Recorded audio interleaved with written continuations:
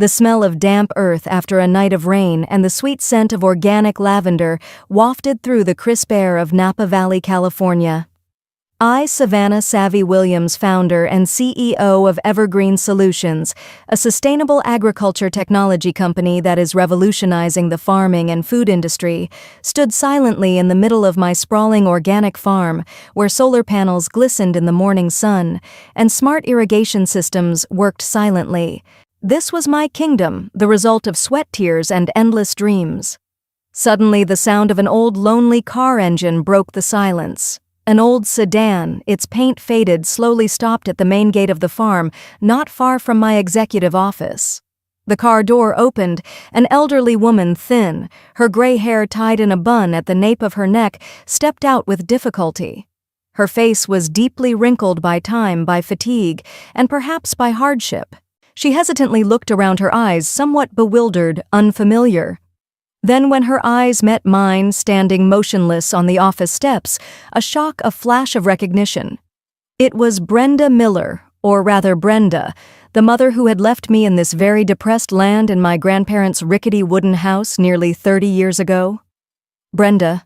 That face, though eroded by time and life, still could not erase the familiar lines that were deeply engraved in the immature memories of a child.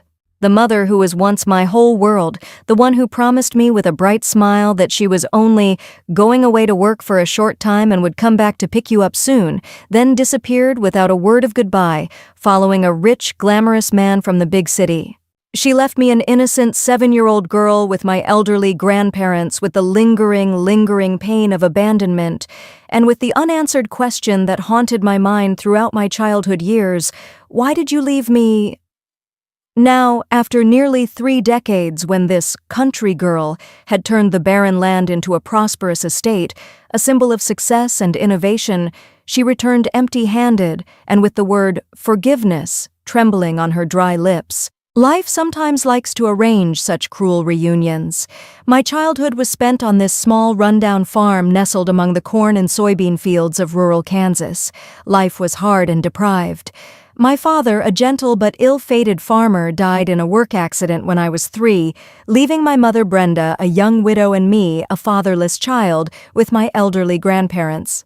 My mother, then about 25 or 26 years old, was still very young and had a salty beauty tinged with the sadness of a hard-working rural woman. She was tired of the poor life of doing hard farm work from dawn to dusk, but still not having enough to eat or wear. She longed for a different life, a better, more luxurious life, like what she often saw in old magazines or in TV dramas shown on the family's rickety black and white TV. Then one day fate brought my mother a chance to change her life. It was the appearance of Mr. Peterson, a middle-aged man, well-dressed, driving a shiny car from Kansas City. He said he was a businessman who was surveying the agricultural market in this area. He happened to meet my mother at a country market and was immediately attracted by her rustic but charming beauty. He began to frequent our farm, bringing small gifts from the city, telling my mother about the lavish, bustling life there, and not forgetting to make sweet promises. He promised to give my mother a prosperous life without having to worry about money, to take my mother out of this poverty and hardship. My mother, a woman who had only known the fields all her life, was quickly seduced by the sweet words and the prospect of a colorful new life that Mr. Peterson painted. She was like a moth flying into that frivolous light without thinking of the consequences, without thinking of the little girl who was clinging to her day and night. One autumn morning, as the yellow leaves began to fall in the yard, my mother wore a new dress that Mr. Peterson had given her and put on more makeup than usual. She hugged me, a hurried hug, not like her usual warm hugs. "Savvy, honey," she said, her voice a little strange. "I have to go away to work for a while. I'll try to earn a lot of money, then I'll come back soon to pick you up, buy you lots of nice clothes, lots of toys." I was only 7 years old at the time, naive and completely believing in my mother's words. I nodded, trying not to cry, although I felt a vague uneasiness inside. I saw my mother off at the end of the alley, watching Mr. Peterson's luxurious car carrying my mother go further and further away, until it was just a small, blurry dot at the end of the red dirt road. I had no idea that this would be the last time I would see my mother's smile and embrace for nearly 30 long years. In the first few days after my mother left, I ran to the end of the alley every day hoping to see Mr. Peterson's car bringing my mother back. But day after day, week after week, month after month, my mother still did not return. The letters I wrote carefully and sent to my mother at the address Mr. Peterson left also never received a reply. Gradually, I realized that my mother no longer remembered me, or perhaps she did not want to remember me. She was immersed in a new luxurious and fulfilling life in the city, a life that probably had no place for a rustic, hard-working girl like me. Later, I learned that my mother had other children with Mr. Peterson half-siblings whom I had never met. She had completely forgotten her promise to come back for me. The pain of abandonment, the feeling of being an unwanted, unloved child, was deeply ingrained in my young soul. I became sullen quiet, and always had an inferiority complex. I wondered, was it because I was not good enough that my mother left? That question haunted me throughout my childhood. Luckily, I still have my grandparents. Although they are old and not in the best of health, they have tried their best to raise and educate me. They have given me love, shelter, and a home that, although poor, is always warm. They often tell me stories about my mother when she was young, about her dreams and aspirations. But no matter how hard they try to make up for it, the immense void that my mother left in my heart cannot be filled. Life on the farm was extremely hard. From a very young age, I had to help my grandparents with everything from herding cows, feeding chickens, hoeing the fields, growing vegetables, to doing odd jobs around the house. I studied in conditions lacking books and tools. The road to school was a dirt road nearly 5 kilometers long, dusty on sunny days, muddy on rainy days. I was often teased by my peers as the child abandoned by his mother, a country bumpkin without a mother. Those words, whether intentional or not, were like needles stabbing into my pain. During those years, I went through all sorts of emotions, from the innocence of waiting for my mother to return to sadness and disappointment as hope faded. Then came anger and resentment towards my mother for abandoning me. And finally, when I was old enough to understand, I accepted the harsh truth, accepting that I did not have a mother like other children. But that acceptance did not mean surrendering to fate. On the contrary, it turned into a strong determination, an extraordinary will to rise up to live well, to be successful, not only to please my grandparents, but also to prove to my mother that even without her, I could still live a brilliant life. My grandparents loved me so much. They tried to make up for all my shortcomings, both material and spiritual. But I know in their hearts they also carried a deep sadness, a great disappointment in their only daughter. The local community in rural Kansas, where we lived, mostly honest, simple farmers, also had gossip, curious eyes when looking at the family's situation. Some people pitied, some showed discrimination, alienation. But I learned not to care about those things, learned to live strong and confident in myself. Although life on the farm is extremely difficult and hard, strangely enough, I have a special love, a flesh and blood attachment to this barren homeland, to the hard work of farming. I love the smell of moist soil after the rain, love the lush green of newly sprouted vegetable beds, love the sound of roosters crowing in the morning and the chirping of crickets every night. I learned farming experience from my grandparents, from the old farmers in the village. I like to explore and learn about new crops and farming methods on my own. The older I get, the more I realize the difficult problems of traditional agriculture in my hometown: low productivity, too much dependence on weather, and toxic chemicals. Products that are difficult to sell. Farmers' lives are increasingly precarious, and the land and water environment are increasingly polluted. From then on, an idea and a dream began to grow in me about a different agriculture, a more sustainable and effective agriculture that not only brings high economic value, but also protects human health and the living environment. With a strong will and determination to change my fate, I threw myself into my studies. I knew that only through education could I realize my dream. With extraordinary efforts, I won a full scholarship to study agronomy at Kansas State University, one of the top agricultural universities in the United States. My university years were the years when I was free to explore and learn. I not only acquired specialized knowledge in the classroom, but also actively participated in scientific research projects, especially those related to organic agriculture, biotechnology, and high-tech applications in farming. I realized that technology is the key to solving the problems of traditional agriculture to create a real green revolution. In a national student startup competition where I presented a bold project on building a smart organic farm model, applying artificial intelligence and Internet of Things (IoT) to optimize production processes, reduce costs, and improve product quality, I was fortunate to meet Mr. Marcus Bellwether. Mr. Marcus is a venture capitalist, a successful entrepreneur in the technology field, but has a special passion for sustainable agriculture. He was deeply impressed by my breakthrough idea vision, and especially the burning passion in my eyes when I talked about my project. Mr. Marcus Bellwether not only decided to invest a large amount of capital in my idea, but also became a mentor, a teacher, a person who guided and taught me valuable business lessons.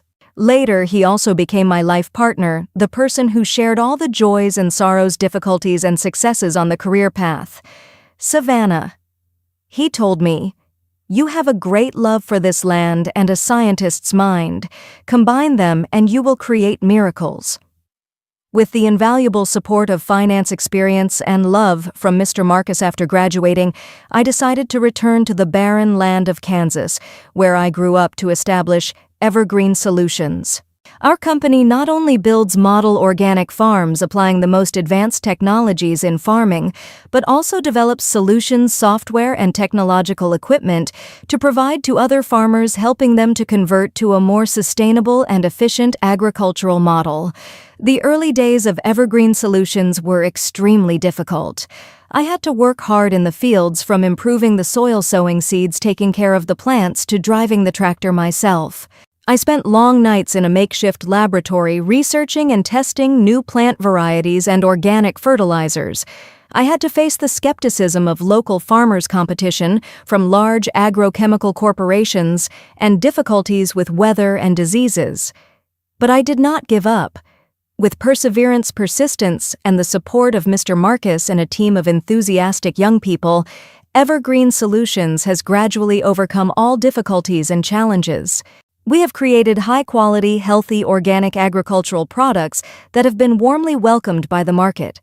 We have helped thousands of farmers switch to a sustainable farming model, significantly improving their lives and contributing to the protection of the land and water environment. Evergreen Solutions has grown rapidly to become one of America's leading agri-technology companies, valued at billions of dollars. Our farms span every state. Our products are on the shelves of the largest supermarkets.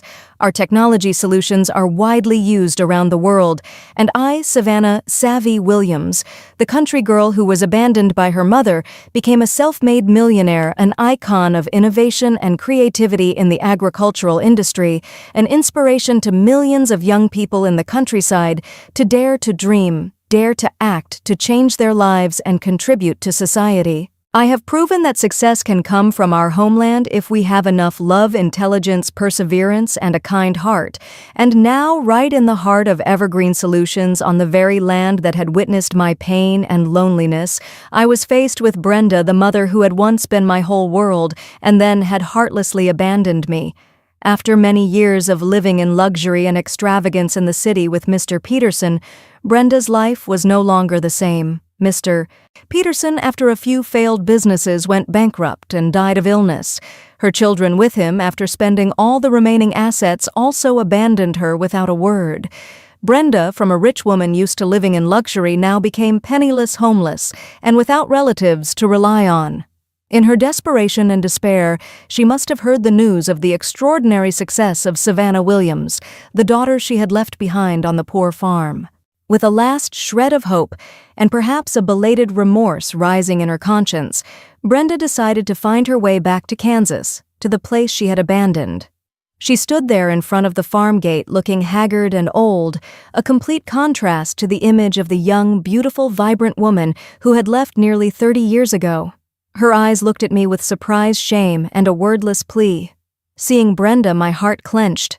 A whirlwind of mixed violent emotions surged through my chest, the shock and surprise of realizing that the woman was my mother. The pain of the abandoned child thought to have been put to rest now throbbed and tore, anger, contempt for the mother who had heartlessly denied responsibility. But mixed in there strangely was something like curiosity, a faint glimmer of hope that perhaps she had truly repented, that she truly wanted to come back.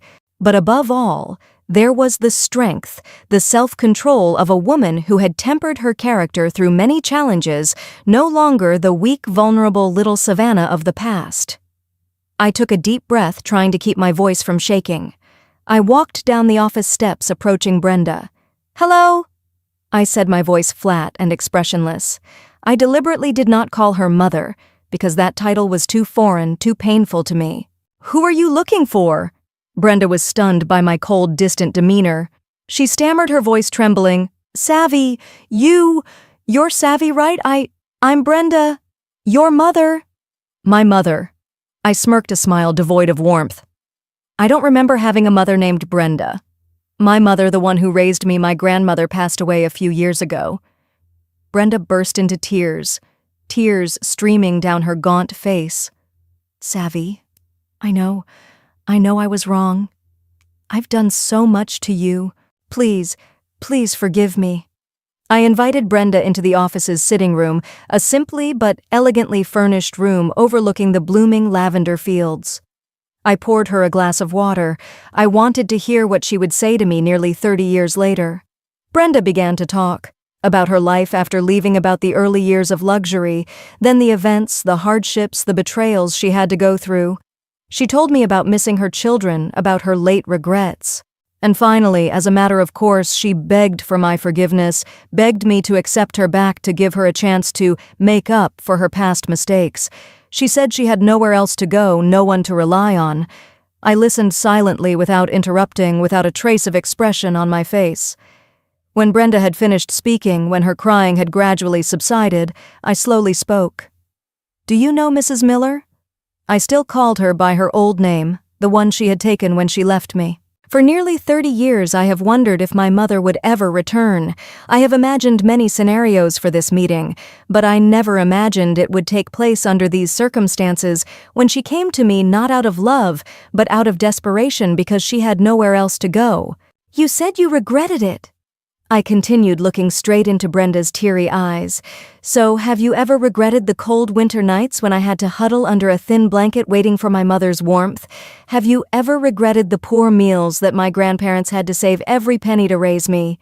Have you ever regretted the tears of resentment of a 7-year-old child standing at the end of the alley every day, waiting in vain for my mother to come home?" My words, though calm yet sharp as a knife, completely broke Brenda. She bowed her head, covered her face with her hands, and sobbed. Shame, guilt, and despair were written all over her face. Perhaps for the first time in years, she had to truly face the consequences of her poor choices. The greatest punishment for Brenda, perhaps, is not my rejection, but my extraordinary success today. The wealth, fame, and recognition I have achieved all are a strong testament to the fact that even though I was heartlessly abandoned by my biological mother, I can still rise up strongly and still be able to build a brilliant life. Having to beg for forgiveness and help from the very daughter I once abandoned, that is truly the most painful and bitter punishment. I don't want to let hatred or revenge control my decisions. I am no longer the weak, vulnerable little Savannah I once was. I have grown up and learned to face the past calmly and rationally. About forgiveness, it was a difficult thing, a process that would probably take a lifetime. "Forgiveness is not a switch, Mrs. Miller," I said, my voice softer but still distant. "The wound you left in my heart and my soul is too great, too deep.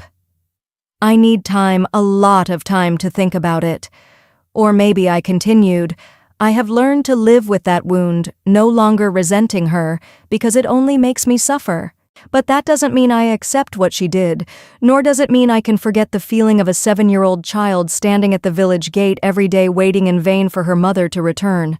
As for reuniting or accepting Brenda back into my life as if nothing had happened, that was out of the question. "You chose your path almost 30 years ago, Mrs. Miller," I said firmly. "You have a new life, a new family, and you no longer remember me. Now I have my own life, a life I built with my own tears, sweat, and blood, a life without you.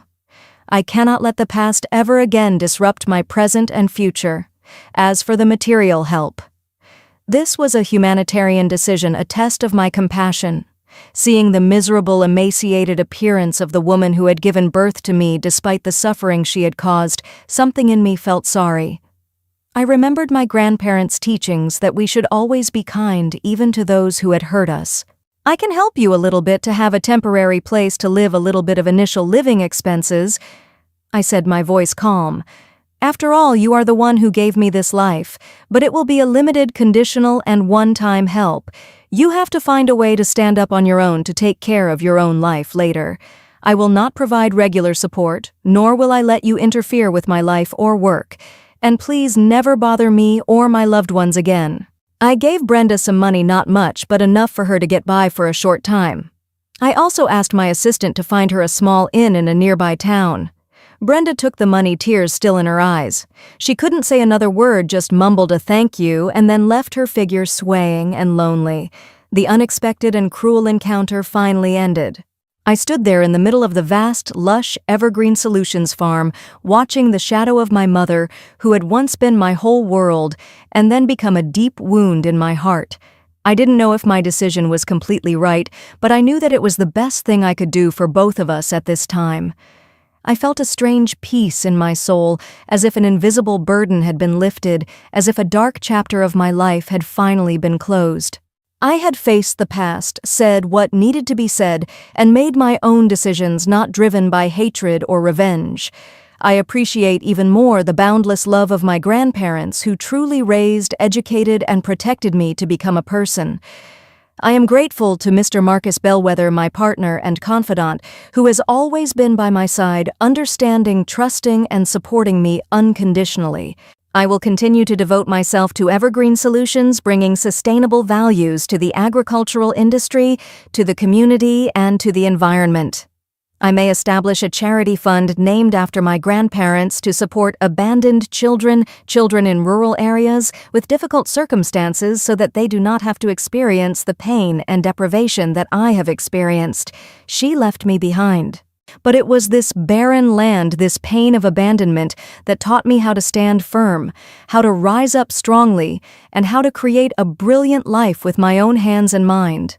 Forgiveness perhaps will take a lot more time, or perhaps will never be complete.